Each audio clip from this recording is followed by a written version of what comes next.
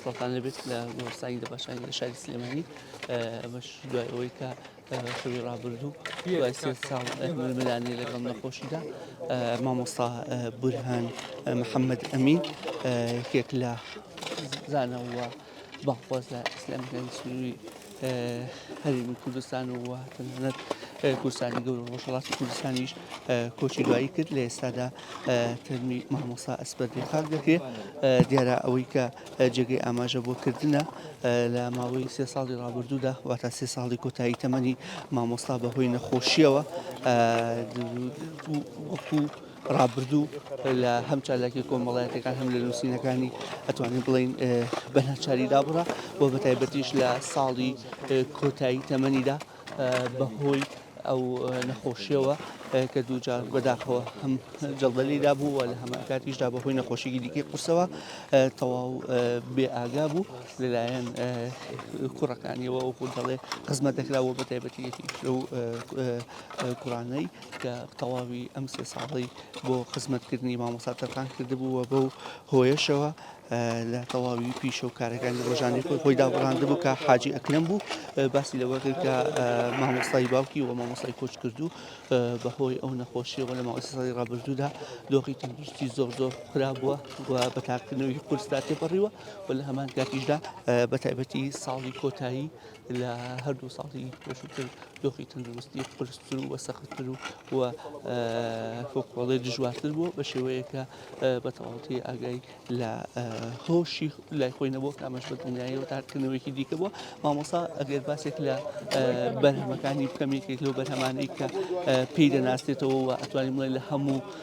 ماڵێکدا بوونی هەیە ئەویش تەفسیری ئاسانە کە لەلایەن مامۆستای کۆچ کردووەوە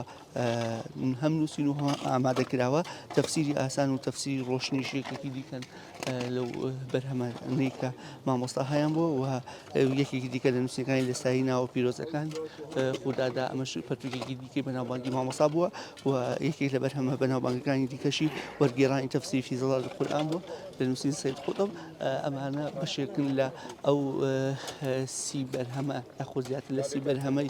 نووسین و وەرگێڕانی مامۆستا کە بەهۆی کاریگەری مامۆستاشەوە ژمارەیەکی زۆر لە ناسراوان و کەس و کار ووە لە هەمان کاتیشدا هاوڵاتیانی هەرێمی کوردستان لە ڕێڕەسمی هەم نوێژ لە سەرکردن و هەم ئەسپەردەکردنیشا بوو دەبینن ئامادە بووە پێم خۆشە گفتوگۆی زیاتر لەگەڵ یەکێک لە ئامادەبوانی بڵێن ڕێڕەسمەکە بکەم جنابتان باسێک لە ئەمە نیشانی گرنگی و کاریگەری مامۆستا نەبووە لەوەی کە ئەم ژمارە زۆری هاوڵاتی ئامادە بوون هەم لە نوێژکردن و هەم ئەسپەردەکردنی مامۆستاش بەناوی خۆی بەخشندەی میهرەبان بێگومان مامۆستا پیاوێکی قورئانی بوو پیاوێک بووە هەر لە تەمەنی گەنجێتیەوە هەتا ئەمڕۆکەی ئەمە بە خاکی ئەسپێرین و ماڵاوایی لە یەکەین پیاوێکی دامەزرا و گەنجێکی دامەزرا و پیاوێکی کاریگەر چ لە کوردستانی باشوور چ لە کوردستانی ڕۆژهەڵات ڕۆڵێکی کاریگەری بینی و مامۆستا هاوڕێ و هاودەمی مامۆستا موفتیزادە و مامۆستا ناسری سوبحانی بووە مامۆستا توانی لە ماوەی تەمەنیا کۆ بەرهەمێکی باشمان بۆ بەجێ بێڵێ لە تەفسیری ئاسانەوە تا بەرهەمەکانی تر ئەمڕۆ الحەمدوللا ئێمە بەسەر بەرزیەوە ئەو برا خۆشەویستەمان ئەو مامۆستا خۆشەویستەمان بەڕێەکەین بێگومان شوێنەکەیش ئەوە هەڵناگرێت کە جەماوەرێکی زیاتر ئامادە بن ئەگەینا دڵنیام مامۆستا ئەوەنە کاریگەرە ئەوەنە خۆشەویستە لە کوردستانە ئەمڕۆ جەماوەرێکی زۆر زیاتر کاتەکەیشی تەوان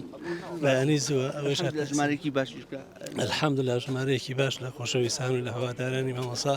لێرە ئامادەن لەخوای گەورە داواکارین لە زیاتی ئێمە پاداشی مامۆستا باتەوە شوێنی مامۆستا فێردەوسی عەلا بێ ئینشاءڵڵا دووبارە خۆی گەورە لێ خۆش بێ پێم خۆشە هاوکارم دیمەنی کاکە کرێم کە وەکوتم یەکێک لە کوڕەکانی مامۆستا بگوازێتەوە کە وەکو ئاماژەم پێ کرد بەهۆی دۆخی هەمواری مامۆستاوە گرفت نیە لەبەرەوەی کە دۆخی زۆر جێگیر نامانەوێ بچینە خزمەتی وەکو ئاماژەمان پێکرد سێ ساڵی ڕابردوو بەهۆی نەخۆشی مامۆستاوە کاکەکرم یەکێک بۆ لەو کوڕانەی مامۆستا کە وازی لە کار و پیشەی ئاسایی خۆی هێناوە بۆ ئەوەی کە خزمەتی مامۆستا بکە سڵاوتان لێ بە مامۆستا بە کورتی پێمان خۆشە باسێک لە ڕۆڵ و گرنگی مامۆستا بکەن لە سەحوە ئیسلامی. إنا لله وإنا إليه راجعون ئەمە سای بەڕێزی و گەورەمان ئەو بەجێ هێشتین بەڵام نامانە ماوە چکە کتێبەکانی تەفسیرەکەی زیندووە ماڵانێکی زۆر هەیە تەفسیرەکە ئەویتیایە دەورێکی باڵای بووە لە سەحوە و لە مێژووی مانگەوازی ئیسلامی هەر لە کۆن تاوەکو ئێستا لە کاتی ڕژێمی سەدامیشە ڕژیم پێشوو ئەو هەر لە ناو شاری سلێمانیە وەکو سەربازێکی ناسرا و بەردەوام بووە لە وشاکردنەوەی گەنجان و خەڵکانی ناو شارەکەی خۆی ئێستا توێشوێکی زۆر گەورەی بۆ خۆی کۆکردێتەوە خۆش بە حاڵی کە ئێستا بە توێشوی پڕەوە ئەچێ بەرە و ئەزڵگای کۆتایی و بۆ دیداری پێغەمبەران و سدیقین و شهەدا و ساڵحین خی گەورە لێی خۆش بێ بخاتە بەهەشت ئێمەش عاقبەت خەیری ئینشاڵڵا بەدوایە بڕۆین. دووبارە خۆی گەورە لێ خۆش بێ مامۆستاگیان هاوبەشی خەمتانین پێم خۆشە لە بەشێکی زانیاریەکان باس لە مامۆستا بکەم بەتایبەتی سەرەتای ژیانی و تەمەنی مامۆستا لە ساڵی 1940 لەگەڵ کردگای شاری سلێمانی لەدایک بووە لە خزمەتی باوکیدا دەستی بە پرۆسی خوێندن و خوێندەواری و فێربوون کردووە لە ساڵ 1964 لە خانەی مامۆستانی سلێمانی وەردەگرێت و لە ساڵی 1967 خوێندن لەو خانەیە بە سەرکەوتوی کۆتایی پێدەێنێت و تەواوی دەکات ساڵێک دواتر لە گوندی قامیشایی ناوچی شار باشێت دەبێت بە مامۆستا و مامۆستای کۆچکردو زیاتر لە 30 بەرهەم چاپکرا و وەرگێڕا و نووسینی هەیە و وەکو ئاماژەم پێکە گرنگترینیان تەفسیری ئاسان بووە کە ماوەی 10 ساڵ سەرقاڵی نووسین و ئامادەکردنی بووە